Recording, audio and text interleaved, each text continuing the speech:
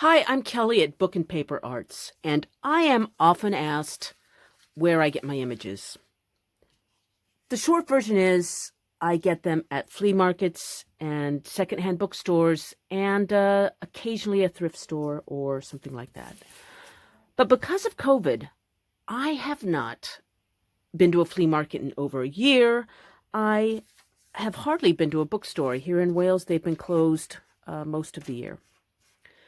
So during this time, I have had to help the paper gods along by ordering stuff myself. This is called the Girl's Own Paper. And I order about one of these a month on eBay UK. They are full of amazing images that I will be using in my altered books and art journals and other collage work. Also, if you like what you see, I will be making some high-resolution scans of these images and putting them available to you for free through my online newsletter. So if you think you like stuff like this, please subscribe. The link is below the text here. I am, as I said, going to be using this in my artwork. But before I do that, I thought it might be fun to do a flip through. Since I'm assuming a lot of you probably haven't seen this, and it really is fun and kind of unintentionally hilarious. Because, let's see, The Girl's Own Paper was published for decades in England. And it was a weekly magazine full of advice and sanctimonious short stories and images and advice on sewing and how to keep house and things like this. And it's a little bit scary because even though it says it's the girl's own paper, it's clearly slanted towards young women, often who would be married at 18 or 19. And that is troubling. But there it is. And then once a year, these would be bound into a hardback copy. And you can see this one is from 1892. So I'm going to show you some of the more unexpected things about the Girl's Own Paper. Join me, won't you? Let's see. Let's start here.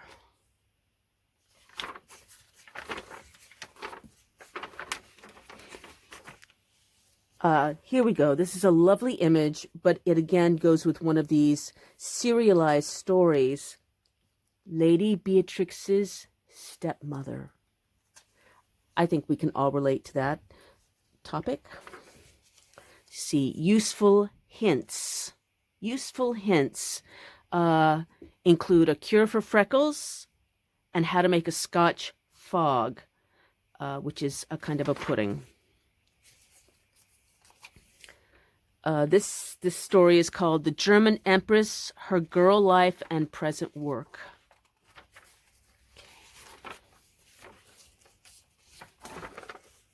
I really like this. This layout goes with a story called The Aprons of Today. And so these girls, otherwise known as women, are wearing really adorable, and in fact, the latest word in aprons.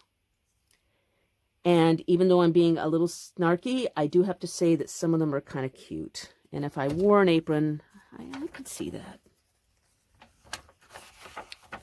See some sheet music to a little tune called Romance. I don't want to even think about it. This is a beautiful image. And the caption says, "Did you happen to look at the verse itself, Phyllis? Did you? Did you, Phyllis? Did you happen to look at the verse itself? Or aren't you the kind of girl who tells?" The Relics of Summer. Advancing hand in hand, my home in the close. Let's see. This is a beautiful plate, you know, a four-color engraving. I will be doing that as a download. Granny's Gingham, or Making the Best of It. I don't know. I have no idea.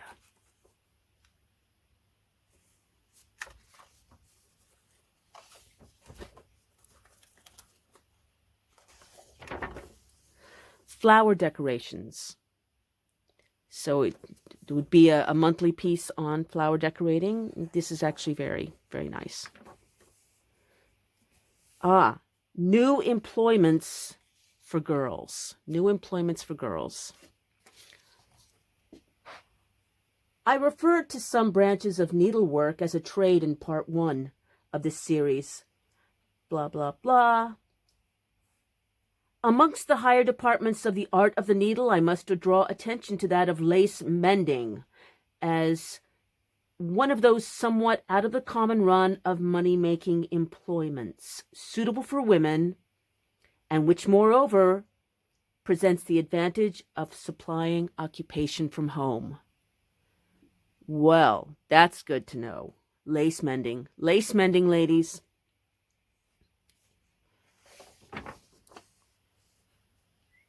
Let's see. Oh, this is cool. These are pin cushions, different designs for the latest word in pin cushions. And I have to tell you again, I kind of think some of these are sort of cute. Let's see.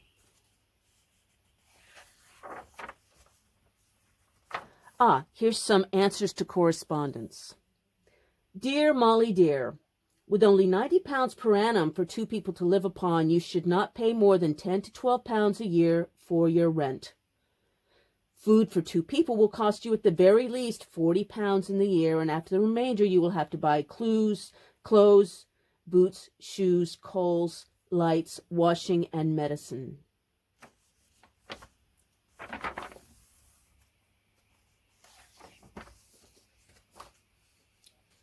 I really like that. And that goes with a piece called The Loftiest Churches in Europe.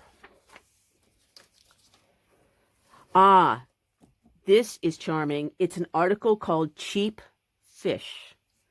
And believe it or not, 1892, it says, although we are not all vegetarians, there are many of us who will freely confess that we are in the habit of eating daily too much meat. Well said. I know that was one of my New Year's resolutions this year, more plant-based. And so this is actually telling you how to eat fish, because from the tone of this story, it sounds like a lot of people didn't really care for it. Or maybe there was a prejudice against it being for poor people or something. More.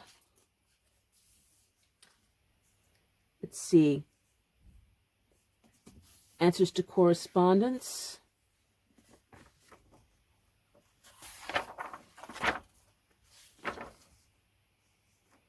That's pretty. Actually, that's really pretty. That's going to make a really good art journal page. That is the money shot. That makes this whole book worth everything, because I can scan this and then put different things here. I don't know, you can just do so much with this Queen Elizabeth. So here's some more advice to correspondence. April the 17th, 1875 was a Saturday.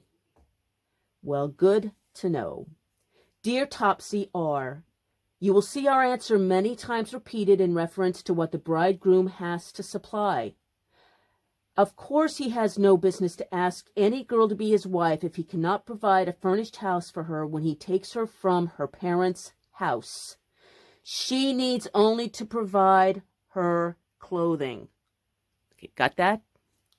Good. Just, Just make sure we clear that all up. Two ways of looking at it. A middle-aged woman. Don't know if that might be too racy for us ladies. Oh, here's one. It's entitled Sackcloth and Ashes. And it's by Ruth Lamb, who is also the author of One Little Vein of Dross. Dross.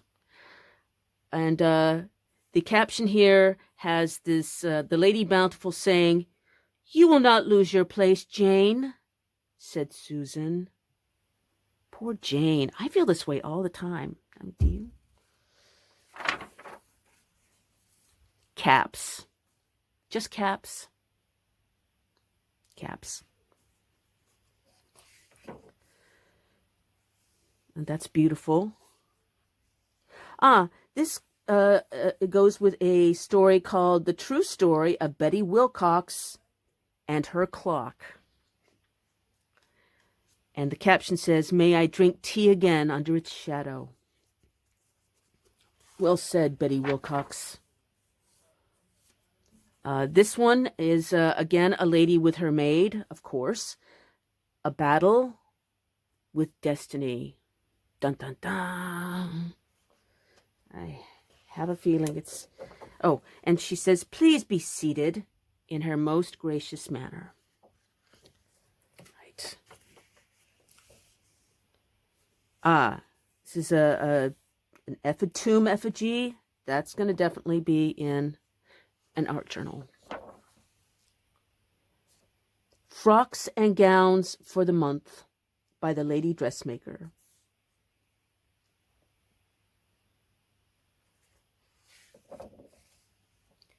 Oh, a bit more advice.